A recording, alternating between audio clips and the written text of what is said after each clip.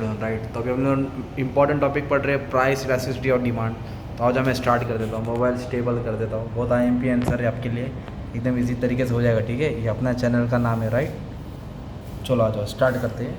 देखो क्या टॉपिक है अपना, प्राइस इलास्टिसिटी और डिमांड। इलास्टिसिटी और डिमांड का मतलब होता है रिस्पॉन्सिवनेस, मतलब रिस्पॉन्स दिखाना। क्या दिखाना? रिस्पॉन्स दिखाना। रिस्पॉन्स को बोलते हैं इलास्टिसिटी और डिमांड। मतलब प्राइस जब चेंज होता है तो डिमांड क्या रिस्पॉन्स दिखाता है। ठीक है, इसको बोलते हैं इलास्टिसिटी डिमांड। अभी जैसे कि मैं वीडियो यूट्यूब पे बना रहा हूँ तो मेरे पास वीडियो में व्यू कम आ रहा है, मतलब मैं मेहनत कर रहा हूँ पर रिस्पॉन्स क्या आ रहा है? कम आ रहा है राइट। तो कभी रिस्पॉन्स ज़्यादा आ रहा है, कभी रिस्पॉन्स कम आ रहा है राइट। तो जब प्राइस गिरता है या तो डिमांड बहुत ज़्यादा बढ़ता है, या तो बहुत कम बढ़ता है, या तो नहीं बढ़ता है। तो ऐसे 5 टाइप से। तो रिलेटिव इलास्टिसिटी के कितने टाइप से प्राइस इलास्टिसिटी डिमांड? इसका फॉर्मूला है percentage change in quantity demand, percentage change in price. तो अभी इसके हम लोग टाइप्स पढ़ रहे हैं राइट। एक है relative elastic, relatively in elastic, सबके डायग्राम सिखाने वाला हूँ। Perfectly elastic, perfectly in elastic और यूनिटरी इलास्टिक। ठीक है, आ जाओ अच्छे से 8 मिनट के अंदर ट्राई करता हूँ।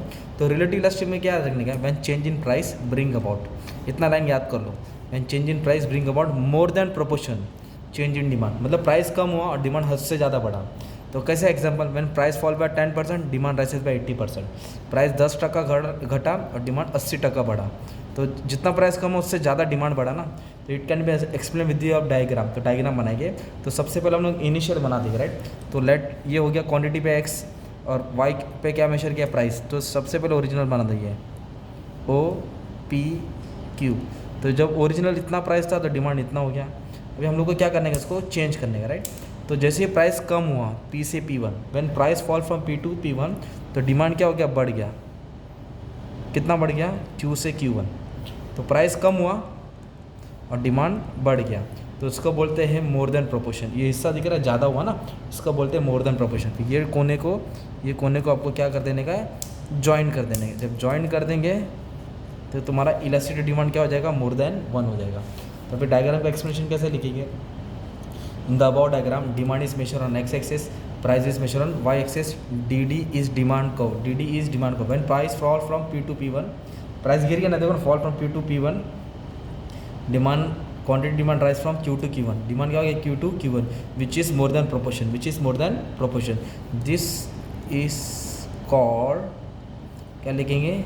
Relatively elastic demand, relatively elastic demand. इसकी साइन क्या आएगी? E is more than 1। अब ये लाइन पढ़ो, समझ में आएगा। When change in price bring about, ये लाइन याद कर देंगे। When change in price bring about, ये दिख रहा है, ये लाइन लिख देने का। मोर देन प्रोपोर्शन, क्या लिखा हमने? मोर than proportion change in demand, मतलब डिमांड में चेंज कितना है? हद से ज़्यादा है राइट। ये तुम्हारा था फर्स्ट टॉपिक रिलेटिव इलास्टिक। अब सेकंड देखो क्या है? Relative in elastic. इसमें क्या बताने का है? When change in price bring about less than proportion change in demand. कितना? प्राइस कम हुआ पर डिमांड थोड़ा ही चेंज लाया, ज़्यादा चेंज नहीं हुआ। Change in demand when change in price bring about less than proportion, मतलब when price fall by 10% demand rise by 5%। बड़ा पर थोड़ा बड़ा ना, तो डायग्राम के थ्रू समझाता हूँ। तो सबसे पहले क्या करेंगे? ओरिजिनल बना देंगे। इनिशियली क्या करेंगे? OP इतना प्राइस था और इतना डिमांड था, तो इतने प्राइस में इतना डिमांड हुआ right. When OP was the price, OQ was the demand. अब क्या हुआ? प्राइस चेंज हुआ, प्राइस फॉल हुआ P से P1, डिमांड कितना बढ़ा? थोड़ा ही बढ़ा, Q से Q1। When price fall from P to P1, demand rise from Q to Q1 which is less than proportion. देखो कितना बढ़ा? कम बढ़ा ना, तो इसको ऐसे लाइन को ड्रॉ कर देंगे। DD is demand curve. DD क्या है? Demand curve. इसमें क्या हुआ? ज़्यादा बढ़ा, ज़्यादा मोर देन प्रोपोर्शन, और इसमें क्या बढ़ा? Less than proportion. गैप दिख रहा है? तो डायग्राम का एक्सप्रेशन डाल देंगे। In the about diagram demand is major on x axis, price is measured on y axis, DD is demand curve. When price fall from P to P1, demand rise from Q to Q1 which is less than proportion, which is less than proportion. This is called relatively inelastic. एक number simple. आ जाओ अभी next पढ़ेंगे perfectly elastic. अब इसमें क्या हो रहा है भाई मालूम है क्या?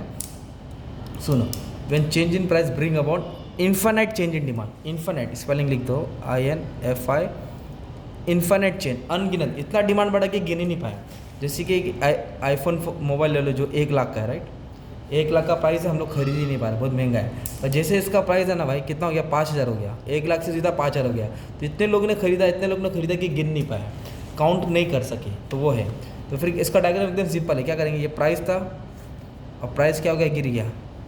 तो डिमांड इतना बढ़ा कि इसको काउंट ही नहीं कर पाया। तो डिमांड राइसेस इन्फाइनेटली, डिमांड राइसेस इन्फाइनेटली, मतलब प्राइस कम हुआ 10%, या 20% और डिमांड राइसेज इन्फिनिटली, मतलब डिमांड इतना बढ़ा कि काउंट नहीं कर पाया, इसके लिए मेजर नहीं हो पाया, राइट।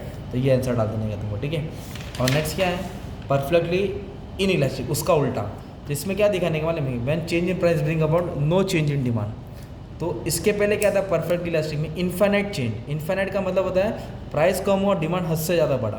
पर इसमें क्या बताने का, प्राइस कम हुआ, डिमांड में चेंज ही नहीं है, डिमांड कुछ बढ़ा ही नहीं।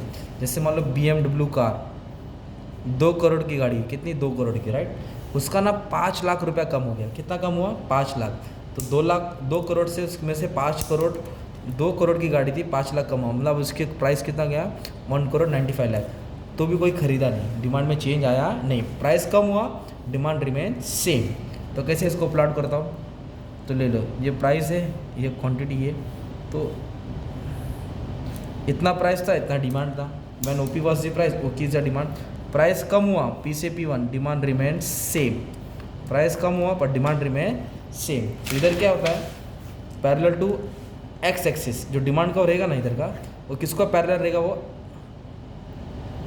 एक्स एक्सिस में रहेगा, एक्स के सामने पैरेलल रहेगा। बट इधर जो डिमांड का रहेगा वो किसको पैरेलल रहेगा मालूम है, किसको, वाई एक्सिस को। किसको पैरेलल हो, वाई एक्सिस को। इधर क्या साइन है, इन्फिनिट की साइन डालने का, किसकी साइन डालने का, इन्फिनिट की साइन डालने का। और इधर क्या है, नो चेंज है ना, तो इक्वल टू 0 की साइन डालने का, क्या डालने का, इक्वल टू 0। तो अभी 4 पढ़े, 5वां बाकी है, relative elastic, relative inelastic, perfectly elastic, perfectly inelastic. अब यूनिटरी, यूनिटरी मतलब इक्वल चेंज, जितना परसेंट प्राइस कम हो उतना परसेंट डिमांड बढ़ा। Then change in price bring about equal change in demand, जितना टका कम हुआ प्राइस उतना टका डिमांड बढ़ा। अब जैसे कि मैं बनाई 2 3 4 5 6, मान लो प्राइस इतना प्राइस था, इतना डिमांड था, okay. And OP was the price, OQ is the demand. Price क्या हो गया, कम हो गया, P से P1, तो डिमांड बढ़ा। तो ये जितना मेजरमेंट दिख रहा है उतना ही मेजरमेंट बढ़ाने का है। तो जितना परसेंट प्राइस कम हुआ, जितना प्रोपोर्शन प्राइस कम हुआ, उतने प्रोपोर्शन से डिमांड बढ़ा। तो इसमें क्या चेंज आया, इसमें इक्वल चेंज आया, क्या आया, इक्वल चेंज। मतलब जितना परसेंट प्राइस में चेंज आया उतना परसेंट डिमांड में चेंज आया। तो ये तुम्हारा क्या हो गया हमारे में, unitary elastic. When change in price bring about equal change in demand. तो 5 को शॉर्ट में याद करा देता हूँ, बोला था ना जैसे 8 मिनट के अंदर हो जाएगा। रिलेटिव इलास्टिक में मोर देन प्रोपोर्शन हुआ, ओके। और रिलेटिव इन इलास्टिक में लेस देन प्रोपोर्शन, तो लेस देन 1 होगा। परफेक्टली इलास्टिक में प्राइस चेंज हुआ, डिमांड इन्फिनिट बढ़ा। और परफेक्टली इलास्टिक में change in price bring about no change in demand, demand में कोई चेंज ही नहीं है, तो इक्वल टू 0 रहेगा। इधर क्या हुआ, when change in price bring about equal change in demand, price कम हुआ, डिमांड में कितना चेंज है, इक्वल, तो इक्वल टू 1, इक्वल टू क्या रहेगा, 1। जैसे मैंने बोला था 8 मिनट में मैंने आंसर करा दिया, और भी मैंने प्लेलिस्ट में सब डाल दिया, चेक कर लेना, तुम्हारे लिए काम आसान हो जाएगा, ठीक है। Thank you very much dear students.